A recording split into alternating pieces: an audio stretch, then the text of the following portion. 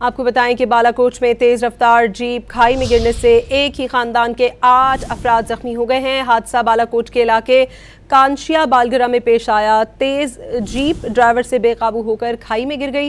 Rescue और मकामी लोगों ने खवातीन समेत तमाम जख्मियों को खाई से निकालकर अस्पताल मुंतकिल कर दिया है। आपको बताएं कि बालाकोट में तेज रफ्तार जीप खाई में गिरने से एक ही खानदान के 8 अफराद जख्मी हो गए हैं। हादसा बालाकोट के इलाके कानशिया बालगरा में पेश आया। तेज जीप ड्राइवर से बेकाबू होकर खाई में गिर गई। रेस्क्यू और मकामी लोगों ने खवातीन समेत तमाम जख्मियों को खाई से निकालकर अस्पताल मुंतकिल कर दिया है।